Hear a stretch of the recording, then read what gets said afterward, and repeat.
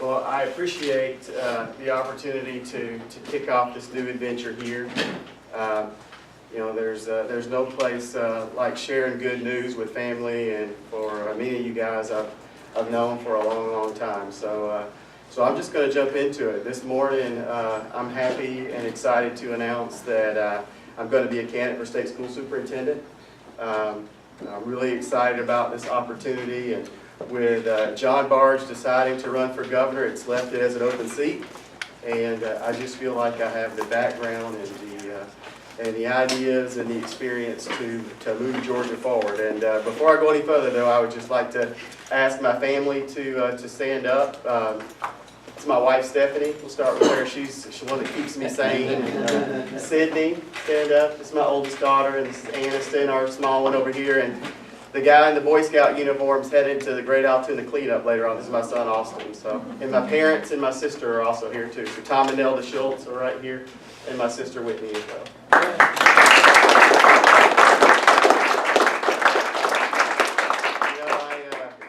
When I got out of the military, the Marine Corps, and finished my time at West Georgia, I came back to Bartow County, and one of the first things I did, and this was in the late 90s, is get involved here in the local party. And one of the first people I honestly had the opportunity to meet and get to know was Barry Loudermilk. And I think at that time we were still meeting over Kroger, you know, back in those days. And so that just shows you how far the party has come. And you know, I feel like in many ways I've grown up here in this party and in this community, and it's really shaped a lot of the things that I care about. But I want to tell you why I think state school superintendent is so important, and in particular why it's important now.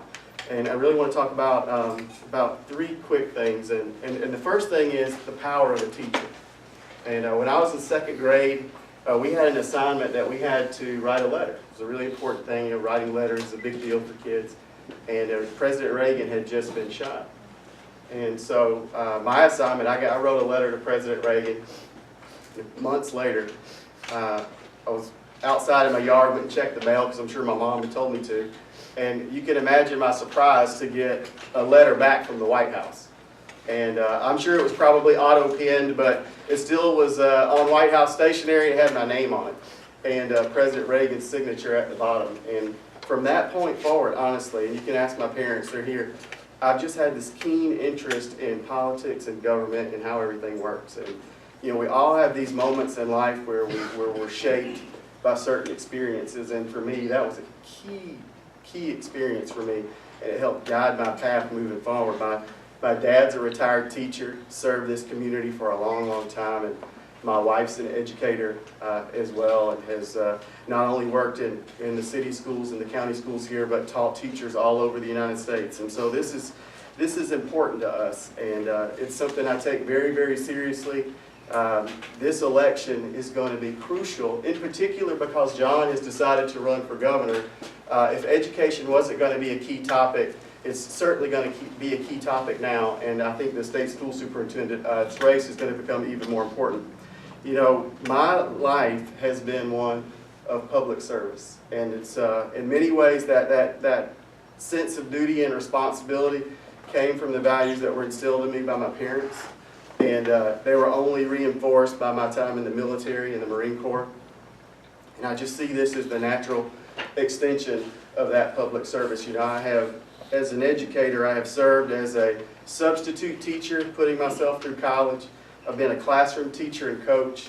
I have served on a local school council, and now I've served 3 terms on our school board. And what I can tell you is that we have to have more school choice. It's not an option at this point, and for me, that will probably be my key focus in my campaign, is we have to move forward and give our students the best opportunity to be successful. And I think that means we have to be great at everything. We have to have amazing traditional public schools. We also have to have charter schools that you can actually open in communities and that can be successful, and we need to hold them accountable. But I also think we have to recognize that some students can thrive in a homeschool environment, and they can also be successful going to school online. I know my training as a teacher and the things that my dad taught me and what my wife believes in as an educator is we have to differentiate our instruction. to make sure that as educators, we are putting our students in the best possible place to be successful. Now, I hope in our classroom that happens every day. It really needs to. But there's also a way to make that happen at the district level. And we need to recognize that. We need to empower our educators to be part of that process. And we need to understand that for us to move forward in Georgia, the definition of public education has to be bigger. And what I can tell you is, and one of the things that I think we've done a bad job with in our local party, and really across the country too, is we've allowed, even some within our party, but more importantly the opposition, to paint us into a corner and say that we're anti-public education and that we are anti-teacher. And I'm just telling you, we cannot move our state forward if we allow that message and that rhetoric to continue. If we're going to have real school choice, we have to bring teachers into the process. We have to make sure that they know that we support them and appreciate them and care about their service to our communities. And we have to help them understand how expanded and broadened school choice not only benefits our students, who should be our primary concern, but also benefits our parents and the teachers. And there's a way to do that and still get what we all want. And there is a middle ground. And I think it's a place that we can all work towards together and get there together. And that's something that I'm going to be talking about every day as I work to try to send this message out across the state. You know, we have a huge responsibility right now. We faced serious economic issues over the course of the last few years. And I can't think of a bigger economic development driver than having real school choice in the state.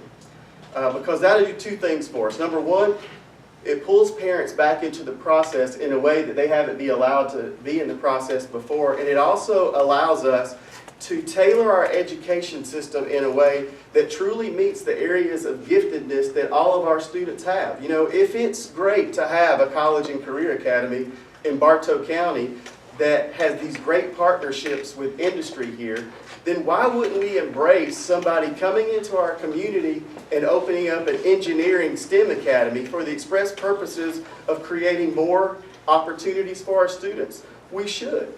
And I think that's the message that we have to send, that this is not only an educational issue, but it's also an economic development tool. You know, we have a responsibility also to make sure that our technology infrastructure is where it needs to be across the state. One of the reasons that we keep losing this message of school choice is because there are places in Georgia where that just doesn't resonate. They have no choice. They have no physical facilities to even think about sending their kids to. They're stuck where they are. And so if we can't bring the facilities there, then at least what we can do is bring broader internet capabilities so that those parents can use those virtual options to at least have real choice. And I think that's something we can encourage and do at the state level. And the last thing I'll just say from a broad perspective is we have to do more in our career and tech services area. That has to continue to be a major part of our statewide education policy. We can't shrink away from our technical schools and our career tech programs within a high school. And I'll tell you why. A lot of our students will never go to college. That's just a fact. Many of our students will not go to technical schools. We need to work hard as parents and as communities and as conservatives to try to change that, but the fact is they just won't do it. So the last opportunity that we have to impact them is in high school. And if we can send those students out of our high schools with a technical skill, then at least if they choose not to further their education, they have an opportunity to go into the workplace and to be successful. And that's something that we should all be fighting for every day. You know, I just want to end on a couple of positive notes, because I know we all hear how bad we're doing all the time, that public education and education in Georgia is failing. Well, and this, I'll have to be honest with you, I took this straight from an article that was in the Marietta Daily Journal, but you know, we all hear that Georgia is ranked last in SAT scores. I mean, I think we hear that year in and year out. But one of the things they don't talk about is our participation rate. And what I will tell you is, if you factor in the participation rate, then Georgia's in the top 10 in SAT scores in this country. Now, does that mean that we need to stop there and celebrate that and think we have no work to do? No, but the #1 state for SAT scores was Illinois. only 5% of their seniors even took the test. The rest of the states who were in the top 10 had less than 9% of their seniors even take that test.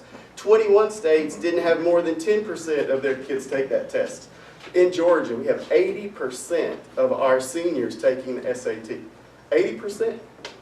And so there are only 3 states who are ahead of us in participation rate and in the way that they scored. So what I want you to know is we are doing okay. Our kids are getting educated, but we can do better. And the best way I can think of to do better is to have more school choice. And I hope you will partner with me. I am certainly starting a grassroots effort here, and we're going to just spread the message one meeting at a time, one county at a time. And if you love kids and you believe that we can love teachers and have school choice too, then I would just ask you to get on board and help me change Georgia education. Thank you.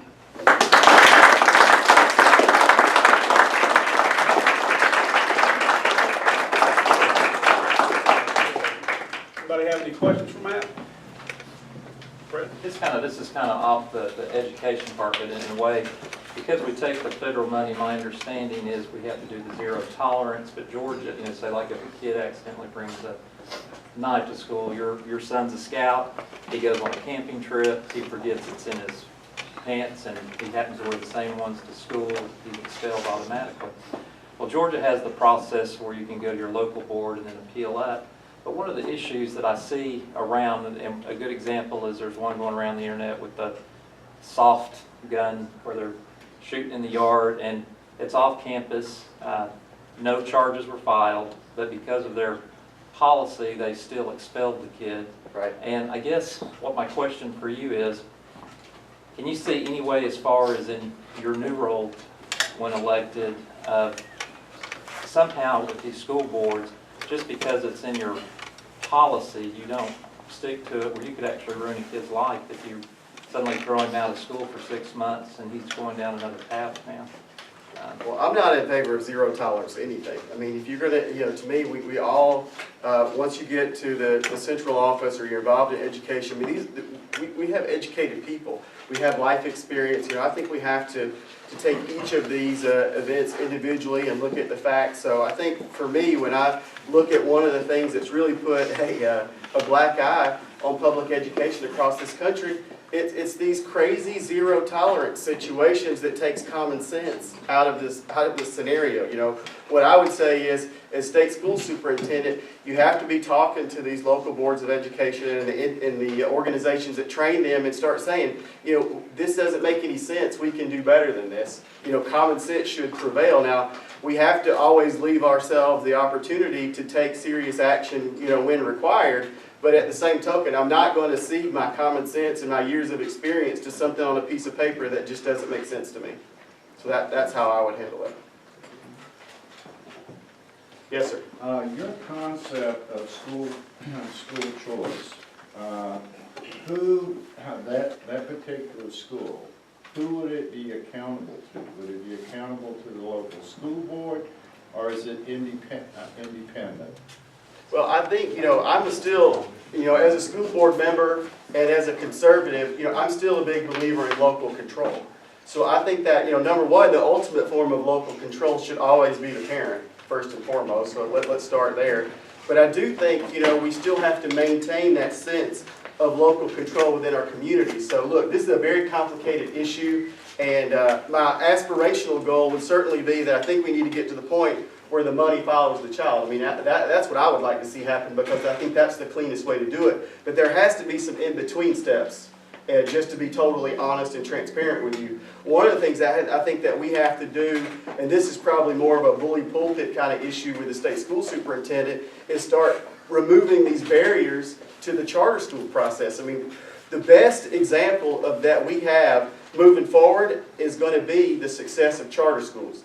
And right now, one of my biggest disappointments coming back on the school board after that charter vote is that there's just too many structural barriers still in place to even make that a viable option in communities all over this state. So what I think we have to do first and foremost is use the office of the state school superintendent to work with the governor and work with the legislature and figure out how can we have some incentives and encourage more local school systems to adopt even more charter schools. Because what I can tell you is, if the College and Career Academy here in Bartow County is a great idea, which I think it is, then it ought to be an opportunity for us to have more of those innovation experiments across the state. So I think that's where we have to start. We need more proof points that this kind of teaching works. And then I think with that, we can migrate to money follows the child, which is, I think, as conservatives, where we would all like to see it ultimately land. Under control, money follows the child, and making charter schools easier. I think you want some converts. What do you think about TEKS, the new system of The teacher evaluation system. I'll be honest with you, we're still just piloting that here in Bartow County, so I still need to learn more about that. I think I have some concerns with some of the percentages in there and how it relates to overall to teacher evaluation. But for me personally, I think the best evaluator of teachers is how our students are doing, and that has to be bigger than just simply standardized testing, is what I will tell you. I mean, we put too much emphasis on standardized testing. That's my one concern with some of these new evaluation instruments. And I think we need to find a way to look more holistically at how our students are doing, because you may have a student who theoretically scores poorly on a standardized test, but because of how they did 6 months ago, you can see incredible growth in how well that student has done comparing those two things. So my view is we have to evaluate teachers and students holistically, and standardized testing is just a piece of that. And I think if we put too much emphasis on that, it's easy to talk about politically, but we haven't moved our state forward in encouraging our students to be innovators and to do new and exciting things. But that's what TEKS does, it looks at one test. I understand that, and that's the part of it I'm most concerned about. Thank you, Matt. Thank you, I appreciate it.